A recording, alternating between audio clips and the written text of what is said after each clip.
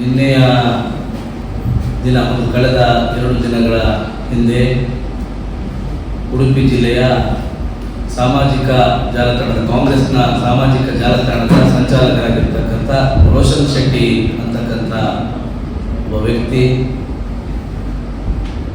ಈ ದೇಶದ ಪ್ರಧಾನಿಯನ್ನ ಹಾಗೂ ಈ ದೇಶದ ವ್ಯವಸ್ಥೆಯನ್ನ ವಿರೋಧಿಸುವ ಒಂದು ಬಿಂಬಿಸುವ ರೀತಿಯಲ್ಲಿ ಒಂದು ಪೋಸ್ಟರ್ ಅನ್ನ ಸಾಮಾಜಿಕ ಜಾಲತಾಣದ ಒಂದು ವಿಶೇಷ ಭಾಗವಾದಂತಹ ಫೇಸ್ಬುಕ್ನಲ್ಲಿ ಹಾಕಿ ಇದೊಂದು ಇಡೀ ದೇಶದ ಜನರನ್ನು ಪ್ರಚೋದನೆಗೊಳಿಸುವಂತಹ ಮತ್ತು ಒಂದು ಕಠೋರ ಶಬ್ದಗಳಿರುವುದರಲ್ಲಿ ಇದೊಂದು ದೇಶದ್ರೋಹಿ ಪೋಸ್ಟರ್ ಅಂತ ನಾವು ಅದನ್ನ ಉಲ್ಲೇಖ ಮಾಡ್ತಿದ್ದೇವೆ ಬಿಜೆಪಿ ಯುವ ಮೋರ್ಚಾದ ವತಿಯಿಂದ. ಯಾಕಂದ್ರೆ ಆ ಪೋಸ್ಟರ್ನ ಒಂದು ಪ್ರತಿಯನ್ನು ನಿಮಗೆ ನಾವು ಕೊಡ್ತೇವೆ.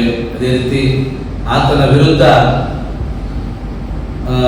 ನಿನ್ನೆ ಕೋಟಾ ಪೊಲೀಸ್ ಠಾಣೆಯಲ್ಲಿ ಯುವ ಮೋರ್ಚಾದ ನೇತೃತ್ವದಲ್ಲಿ ನಾವು ಪ್ರಕರಣವನ್ನ ದಾಖಲಿಸಬೇಕು ಅನ್ನೋ ನಿಟ್ಟಿನಲ್ಲಿ ನಾವು ಮನವಿಯನ್ನು ಮಾಡಿ ಆತನ ವಿರುದ್ಧ ಕೇಸನ್ನು ದಾಖಲಿಸಲಿಕ್ಕೆ ಈಗಾಗಲೇ ನಾವು ಕೋಟಾ ಸ್ಟೇಷನ್ನಲ್ಲಿ ಕೊಟ್ಟಿದ್ದೇವೆ. ಆ ಪೋಸ್ಟರ್ನಲ್ಲಿ ಇರ್ತಕ್ಕಂಥ ವಿಷಯಗಳ ಉಲ್ಲೇಖ ಏನಂದ್ರೆ, ಒಂದು ಪೋಸ್ಟರ್ ಒಂದು ನರೇಂದ್ರ ಮೋದಿ ಹಾಗೂ ಬಿಜೆಪಿಯ ಧ್ವಜವನ್ನ ಬಳಸಿಕೊಂಡು ಆ ಒಂದು ವ್ಯಂಗ್ಯ ಚಿತ್ರವನ್ನ ಮಾಡಿ ಆ ಪೋಸ್ಟರ್ ಯಾವ ರೀತಿ ಇದೆ ಅಂತ ಹೇಳಿದ್ರೆ, ಜನ ನರೇಂದ್ರ ಮೋದಿ ಅವರನ್ನ ಚಪ್ಪಲಿ ಬಿಸಾಕಿ ಅವರನ್ನು ಓಡಿಸಿಕೊಂಡು ಹೋಗುವ ದೃಶ್ಯ. ಆ ಪೋಸ್ಟರ್ಗೆ ಉಲ್ಲೇಖ ಯಾವುದು ಕೇಳಿದ್ರೆ, ಹಿಂದೆ ಶ್ರೀಲಂಕಾದಲ್ಲಿ ಈ ತರ ದಂಗೆಗಳಾಗಿತ್ತು, ಅದಾದ ನಂತರ ಬಾಂಗ್ಲಾದೇಶದಲ್ಲಿ ಈ ತರ ದಂಗೆಗಳಾಗಿತ್ತು, ಪ್ರಸ್ತುತ ನೇಪಾಳದಲ್ಲಿ ಈ ರೀತಿಯ ಜನ ಏನು ದಂಗೆ ಹೇಳ್ತಿದ್ದಾಗಿದೆ, ಮುಂದಿನ ಸರದಿ ಭಾರತದನ್ನುವ ರೀತಿಯಲ್ಲಿ ಆ ಪೋಸ್ಟರ್ ಅನ್ನ ಬಿಂಬಿಸಿದ್ರು. ಅದರಲ್ಲೂ ವಿಶೇಷವಾಗಿ ಕಾಂಗ್ರೆಸ್ನ ಸಾಮಾಜಿಕ ಜಾಲತಾಣದ ಅಧ್ಯಕ್ಷ ಬಿಂಬಿಸಿದ್ರು.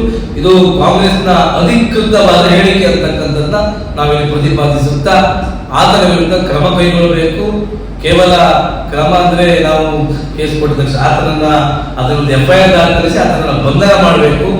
ಒಂದ್ ವೇಳೆ ಇದನ್ನ ಈ ಪ್ರಕರಣದ ಬಗ್ಗೆ ಮಂಗಳೂರು ಜಿಲ್ಲೆಯ ಯುವ ಮೋರ್ಚಾದ ವತಿಯಿಂದ ಮಂಗಳೂರಿನಲ್ಲಿ ಕೂಡ ಕೇಸ್ ದಾಖಲೆ ಮಾಡಿದ್ದಾರೆ. ನಮಗೆ ಪೊಲೀಸ್ ಇಲಾಖೆ ಭರವಸೆಯನ್ನು ಕೊಟ್ಟಿದೆ. ಇವತ್ತು ಮಧ್ಯಾಹ್ನದೊಳಗೆ FIR ದಾಖಲಿಸಿ ನಾವು ಸೂಕ್ತ ಕ್ರಮವನ್ನ ಕೈಗೊಳ್ತೇವೆ ಅನ್ನುವಂಥ ಭರವಸೆಯನ್ನು ಪೊಲೀಸ್ ಇಲಾಖೆ ಕೊಟ್ಟಿದೆ.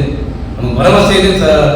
ಇದನ್ನ ಸರ್ಕಾರ ಕೂಡ ಅವರ ಪಕ್ಷದ ಕಾರ್ಯಕರ್ತೃತ್ವದ ನಿಟ್ಟಿನಲ್ಲಿ ಆತನನ್ನು ಯಾರಾದರೂ ರಕ್ಷಣೆ ಮಾಡಬೇಕು ಅಥವಾ ಇದರಲ್ಲಿ ನಾನು ರಾಜಕೀಯ ಮಾಡಿ ಹೊರಟ್ರೆ ಯುವ ಮೋರ್ಚಾದ ಈಗಾಗಲೇ ನಮ್ಮ ರಾಜ್ಯದ ಸೂಚನೆ ಇದೆ. ಇದನ್ನ ಇಡೀ ರಾಜ್ಯ ಮಟ್ಟಕ್ಕೆ ಈ ಒಂದು ಹೋರಾಟವನ್ನು ಕೊಂಡೊಯ್ಯುತ್ತೇವೆ.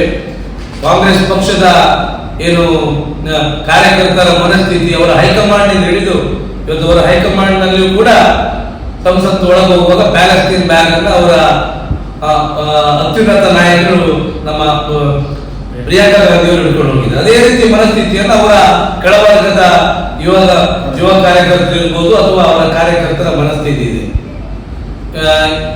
ಇನ್ನೂ ಕೂಡ ಕಾಂಗ್ರೆಸ್ ಇಂತಹ ಒಂದು ದೇಶದ್ರೋಹಿ ಹೇಳಿಕೆ ನೀಡುವವರನ್ನ, ದೇಶದ್ರೋಹಿ ಚಟುವಟಿಕೆಗಳನ್ನ ಪ್ರಚೋದಿಸುವಂತಹ ಕಾರ್ಯ ಮಾಡುವವರನ್ನ, ಅವರ ಕಾರ್ಯಕರ್ತ ಅನ್ನುವ ರೀತಿಯಲ್ಲಿ ಏನಾದರೂ ಕಾಂಗ್ರೆಸ್ ಅದನ್ನ ಬೆಂಬಲಿಸಿದ್ರೆ ಅಥವಾ ಸರ್ಕಾರ ಇದರಲ್ಲಿ ಹಸ್ತಕ್ಷೇಪವನ್ನು ಮಾಡಿದ್ರೆ ಯುವ ಮೋರ್ಚಾ ಇವತ್ತು ರಸ್ತೆಗಳಲ್ಲಿ ನಾವು ಹೋರಾಟವನ್ನು ಮಾಡುತ್ತೇವೆ. ಉಡುಪಿ ಜಿಲ್ಲೆಯಲ್ಲಿ ಅತಿ ದೊಡ್ಡದಾದ ಒಂದು ಹೋರಾಟವನ್ನು ನಾವು ಈ ವಿಚಾರವಾಗಿ ಕೈಗೊಳ್ಳಿದ್ದೀವಿ. ಯಾಕಂದ್ರೆ ಯಾವುದೇ ಸರ್ಕಾರ ಇರ್ಬೋದು, ಯಾವುದೇ ದೇಶದ ವ್ಯವಸ್ಥೆ ಇರ್ಬೋದು, ನಾವು ಎಲ್ಲೇ ಒಂದು ದಂಗೆ ಆಗ್ತದೆ. ಭಾರತ ಒಂದು ಪ್ರಜಾಪ್ರಭುತ್ವ ರಾಷ್ಟ್ರ. ಯಾವುದೇ ಸರ್ಕಾರ ಬರಲಿ ಅದರಲ್ಲಿ ಪಾರ್ಟಿ ಪಕ್ಷ ಭೇದ ಇದ್ರೆ ಭಾರತಕ್ಕೆ ಒಂದು ಸಾರ್ವಭೌಮತ್ವ ಇದೆ. ಭಾರತಕ್ಕೆ ಒಂದು ಇಡೀ ವಿಶ್ವದಲ್ಲಿ ಇವತ್ತು ಭಾರತದ ಆದ ಒಂದು ಸ್ಥಾನಮಾನ ಇದೆ. ಇಡೀ ವಿಶ್ವದಲ್ಲಿ ಏನಾದರೂ ವ್ಯವಸ್ಥೆ ಬದಲಾವಣೆ ಆಗಿತ್ತು ಅದಕ್ಕೆ ಭಾರತದ ಒಂದು ಇವತ್ತು ಅದಕ್ಕೆ ಒಂದು ಸಲಹೆ ಸೂಚನೆ ಕೊಡುವಂತ ಮಟ್ಟಿಗೆ ಇವತ್ತು ನಮ್ಮ ದೇಶ ಬೆಳೆದಿದೆ ಅಂತ ಹೇಳಿ ನಮ್ಗೆ ಹೆಮ್ಮೆ ಇದೆ.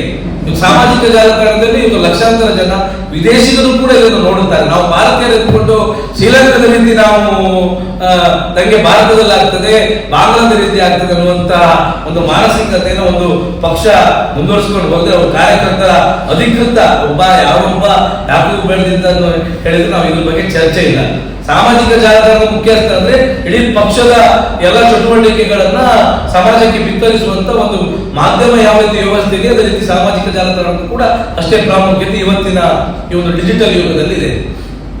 ಈ ರಾಮಾಯಣದ ಬಗ್ಗೆ ಹಾಕಿದ್ದಕ್ಕೆ ಮುಸ್ಲಿಂ ಬಾಂಧವರಿಗೆ ಅದು ಬೇಜಾರಾಗುತ್ತೆ ಅನ್ನುವ ಸಂಗತಿಯಿಂದ ಆತನ 6 ಗಂಟೆಗೆ ಪೊಲೀಸರು ಬೆಳಿಗ್ಗೆ 7ಕ್ಕಿಂತ ಮುಂಚೆ ಪೊಲೀಸರು ಆತನ ಮನೆಗೆ ಬಂದು ಬಂಧಿಸಿಕೊಂಡು ಕರ್ಕೊಂಡು ಹೋಗಿದ್ದಾರೆ. ಹಾಗೆ ಮಂಗಳೂರಿನಲ್ಲಿ ಪೊಲೀಸರು ರಾತ್ರಿ ಮನೆಗಳಿಗೆ ಹೋಗಿ GPS ಅಂತ ತೆಗೆದು ನಾವು ನೋಡಿದ್ವಿ. ಸುಮೋಟ ಕೇಸನ್ನು ಹಾಕಿದ್ದಾರೆ. ಆದ್ರೆ ಇವತ್ತು ಪೊಲೀಸರು ನಡೆದಂಗೆಯನ್ನು ಅನುಮಾನಾಸ್ಪದವಾಗಿದೆ. ಪೊಲೀಸರು ನಿಷ್ಪಕ್ಷವಾಗಿ ಇದರ ಬಗ್ಗೆ ಇರಬೇಕು, ಸಮಾಜದ ಬಗ್ಗೆ ಇರಬೇಕು. ಆದ್ರೆ ಇವತ್ತು ಪೊಲೀಸ್ನವರು ಬರೀ ಕಾಂಗ್ರೆಸ್ ಕಾರ್ಯಕರ್ತರ ಫೇವರ್ ಆಗಿ ಮಾಡಿ ಯಾರೇ ಒಬ್ಬ ಈ ತರದ್ದು ಅರಾಜಕತೆ ಸೃಷ್ಟಿಸುವಂತ ಕೇಸ್ ಹಾಕಿದ್ರು ಕೂಡ ಅವ್ರ ಮೇಲೆ ಇವತ್ತು ಸುಮೋಟ ಕೇಸ್ಗಳು ಹಾಕಿಲ್ಲ. ಸುಮೋಟ ಕೇಸ್ಗಳು ಹಾಕೋದು ಬಿಡಿ, ನಮ್ಮ ಯುವ ಮೋರ್ಚಾ ಕಾರ್ಯಕರ್ತರು ಮಂಗಳೂರಲ್ಲಿ ಕೇಸ್ ಕೊಟ್ಟಿದ್ದಾರೆ, ಉಡುಪಿಯ ಯುವ ಮೋರ್ಚಾ ಕಾರ್ಯಕರ್ತರು ಕೋಟದಲ್ಲಿ ಕೇಸ್ ಕೊಟ್ಟಿದ್ದಾರೆ. ಕೇಸ್ ಕೊಟ್ಟು 24 ಗಂಟೆ ಆಗ್ತಾ ಬಂತು. ಆದ್ರೆ ಕೂಡ ಇಷ್ಟುವರೆಗೂ ಕೂಡ ಎಫ್ಐಆರ್ ಮಾಡಿದಂಥದ್ದು ಅತ್ಯಂತ ನೋವಿನ ಸಂಗತಿ. ಮತ್ತೆ ಪೊಲೀಸರು ಕೂಡ ನಮಗೆ ಪೊಲೀಸರ ಬಗ್ಗೆ ನಮಗೆ ಅವರ ನಡವಳಿಕೆ ಬಗ್ಗೆ ಅನುಮಾನಾಸ್ಪದವಾಗಿ ಅನುಮಾನಾಸ್ಪದ ಕಾಣ್ತಾ ಇದೆ. ಅವ್ರ ಮೇಲೆ ರೋಷನ್ ಶೆಟ್ಟಿ ಏನೋ ಸಮಾಜವನ್ನು ಹೊಡೆಯುವಂತ ಕೆಲಸವನ್ನೇ ಮಾಡಿದಾನ, ಈ ಪ್ರಧಾನಿಗೆ ಅವಮಾನವಾಗುವಾಗೆ ಮಾಡಿದಾನ, ಅವನ ಬಗ್ಗೆ ಈಗಾಗಲೇ ಎಫ್ಐಆರ್ ದಾಖಲಿಸಿ ಅವನನ್ನ ಬಂಧಿಸಬೇಕು ಅಂತ ಬಿಜೆಪಿ ಆಗ್ರಹ ಮಾಡಿದೆ. ಇದು ಮಾಡದೇ ಇದ್ದಲ್ಲಿ ಖಂಡಿತವಾಗಿಯೂ ಬಿಜೆಪಿ ಮೋರ್ಚಾ ಇದರ ಬಗ್ಗೆ ಉಗ್ರ ಪ್ರತಿಭಟನೆಯನ್ನು ಕೂಡ ಮಾಡಿದೆ.